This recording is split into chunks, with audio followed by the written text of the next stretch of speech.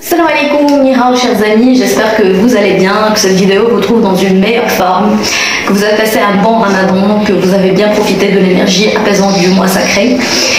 Mais je ne sais pas si c'est le cas pour vous, après le mois de ramadan, il y avait beaucoup de personnes qui ont rapporté un état de faiblesse, une faible énergie, une sensation de lourdeur, de mauvaise humeur. Je ne sais pas si c'est dû aux deux éclipses, ou bien à la nouvelle lune, ou bien qu'il y a une énergie un petit peu puissante après le mois de ramadan qui est en train de nous impacter. Mais si c'est le cas pour vous, ne vous inquiétez pas parce que vraiment c'est généralisé. Ça va prendre quelques jours ou quelques semaines, je ne sais pas, mais après ça va passer.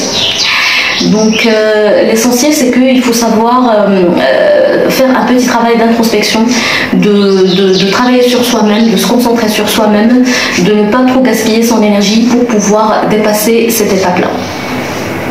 C'est une parenthèse que je voulais soulever en début de cette capsule. Après, la dernière vidéo c'était à propos de la tristesse. On a parlé de tristesse, comment faire la différence entre tristesse et dépression, ce qu'il faut faire pour ne pas sombrer et tomber dans la dépression, la vision de la médecine chinoise, et je vous ai promis à la fin de la vidéo de vous faire plutôt une deuxième capsule afin de vous donner des astuces pour pouvoir surmonter la tristesse, faire le deuil et passer à autre chose. J'ai quelques points à soulever au début. Par la suite, je vais ouvrir une parenthèse qui est vraiment très très importante et dangereuse pour pouvoir finir avec ce sujet-là. Et puis par la suite, je vais vous donner des astuces ou plutôt la vision de la médecine chinoise à propos de ça. Première des choses qu'il faut vraiment soulever, c'est que il faut être conscient de sa tristesse. Si nous avons vécu une perte et on est en train de vivre un moment de tristesse ou bien une phase de tristesse, il faut en être conscient. Déjà, si on est conscient du problème, 50% de ce problème-là est résolu. Donc là, par la suite, on cherche l'attitude ou l'approche à adopter pour pouvoir résoudre ce problème. Deuxième des choses, il ne faut pas banaliser la situation. Si on passe par un moment de tristesse, il ne faut pas dire que c'est rien, ça va aller, non. Parce que si on dit que c'est rien, ça va aller, ça ne va pas aller. Donc on va maintenir encore plus cet état-là parce qu'on est en train de faire du refoulement. Donc non, il faut accepter la situation, la vivre, ne pas la banaliser pour pouvoir la dépasser. Et là, j'ai besoin d'ouvrir une parenthèse qui est vraiment très très importante et dangereuse même, surtout dans notre communauté arabo-musulmane, parce qu'il y a certaines personnes qui ont une approche plutôt simpliste en prétendant que si on a une bonne foi, si on croit en Dieu, on ne doit pas être triste. C'est faux. C'est faux. Il faut bannir cette idée, s'il vous plaît. Pourquoi? Parce que c'est même pire. Parce que là, si on dit à une personne, par exemple, qui passe par un moment de tristesse, qui est en dépression, mais tu ne dois pas, si tu as une bonne foi, ou plutôt si tu es bien connecté à Dieu, tu n'aurais pas à être dans cet état-là. Mais c'est très dangereux de dire à une personne ça parce que ça risque d'empirer sa situation, d'aggraver sa détresse parce qu'il va commencer à s'auto-culpabiliser en se disant que si je suis bien lié à Dieu, si j'ai une bonne connexion, une bonne foi, je n'allais pas vivre cet état-là. Certes, la spiritualité est un outil qui est vraiment important, voire même incontournable pour pouvoir dépasser une tristesse, mais pas que. La preuve, c'est que notre prophète, Sayyidina Muhammad sallallahu alayhi wa sallam, lorsqu'il a subi la mécréance des Mécois, Dieu, Allah subhanahu wa ta'ala, lui a dit au Coran, c'est-à-dire que vraiment nous savons que ta poitrine se serre à cause de ce qu'ils disent. Donc c'est une forme de consolation, de compassion de la part d'Allah à notre prophète alayhi salatu wassalam, pour pouvoir le calmer, l'apaiser, le consoler afin de ne pas s'accabler et pouvoir terminer sa mission. Ça veut dire que le maître de l'humanité, le prophète alayhi salatu wassalam, est passé par un moment de tristesse et Allah l'a consolé au Coran. Et pourquoi on trouve que c'est pas légitime pour nous de passer par des moments de tristesse? La tristesse est tout à fait humaine, donc on a droit d'être triste.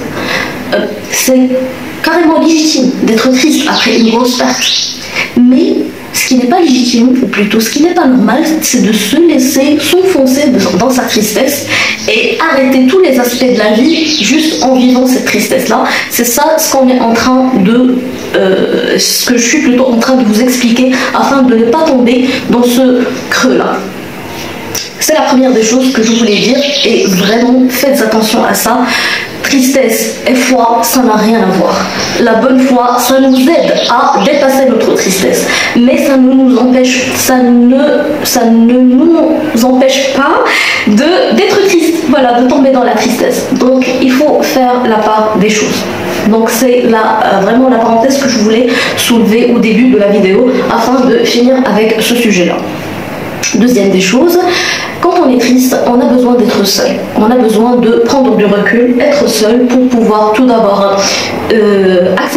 accepter, mais plutôt analyser la situation, puis par la suite chercher à l'accepter pour pouvoir trouver la solution. Mais cette solitude-là, ça ne doit pas durer dans le temps, s'il vous plaît. Si vous sentez par la suite que vous avez le besoin d'être entouré, acceptez ce besoin-là et cherchez de la bonne compagnie afin qu'elle vous aide à dépasser cette tristesse-là et sortir de cet état émotionnel. À condition que ça soit de la bonne compagnie, consolante et surtout à l'écoute, pour que ça vous aide à sortir et ne pas sombrer encore plus. Évitez les gens qui sont en train de vous critiquer ou de vous blâmer sur le fait que vous êtes en train de vivre cette situation-là. Donc là, on n'a pas besoin d'écouter des gens qui nous disent mais non, mais c'est pas grave, ça va aller, non. Mais on a besoin des gens pour nous apaiser, nous consoler et surtout être être la source d'une bonne écoute pour nous. Voilà.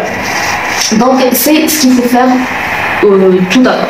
Par la suite, il y a une autre chose par rapport à la vision de l'amitié chinoise. Comme je vous ai dit dans la vidéo précédente, et d'ailleurs si vous ne l'avez pas encore vue, je vous invite à la revoir. Si vous êtes sur Facebook, je vais vous mettre le lien en bas en commentaire. Si vous êtes sur Instagram, vous pouvez chercher sur mon profil, vous allez la trouver. C'était la dernière vidéo que j'ai postée il y a quelques semaines. C'est que la tristesse en médecine chinoise, ça retentit sur l'énergie des poumons. Elle affaiblit l'énergie des poumons. C'est-à-dire pour les gens qui ont des problèmes bronchopulmonaires déjà connus, comme je sais pas l'asthme par exemple, ou bien les BPCO, ça risque d'aggraver leur situation, ou bien ça risque d'augmenter, c'est-à-dire d'augmenter la sensation de détresse respiratoire pendant ce moment de tristesse-là. Et là, je parle d'une tristesse qui est mal gérée, qui est refoulée ou mal gérée. Aussi pour les gens qui ont une petite santé, ou bien les gens qui passent par un moment de tristesse, comme je vous l'ai expliqué dans la vidéo précédente, c'est que la tristesse, ça affaiblit notre immunité et ça nous expose à des infections. Donc du coup, on risque d'avoir des infections bronchopulmonaires qui peuvent durer dans le temps et qui peuvent traîner. C'est pour ça qu'il faut toujours chercher à nourrir et à renforcer l'énergie de nos poumons au moment où on passe par des moments de tristesse. Le premier outil que nous avons tous, ou bien le premier atout, c'est l'alimentation. Et l'aliment préféré et couronné par le poumon, c'est le gingembre. Le gingembre, c'est le premier aliment qu'on cherche à consommer ou bien à introduire un peu plus dans notre alimentation si on sent cet état de faiblesse, ou bien si on commence à sentir des oppressions, des douleurs, ou bien un début d'infection au niveau pulmonaire. Il ne faut pas hésiter à consommer un peu plus de gingembre, soit en infusion, soit en poudre, en l'ajoutant dans nos soupes, dans nos plats, etc. Première des choses. La saveur qui est préférée par le poumon, c'est le piquant. Poumon piquant, c'est comme ça que je l'ai apprise. Donc tout ce qui est aliment piquant, mais en quantité modérée bien sûr, pas en excès. Donc ça permet de nourrir et de renforcer l'énergie du poumon. Tout ce qui est ail, cannelle, céleri, poireau, gingembre, voilà. Donc en essayant d'introduire un peu plus ces aliments-là dans notre alimentation et ces condiments aussi, donc ça va nous permettre de renforcer l'énergie de nos poumons et nous prévenir contre les infections quand on est dans un état de tristesse ou de déprime qui risque d'affaiblir notre immunité. C'est la première des choses.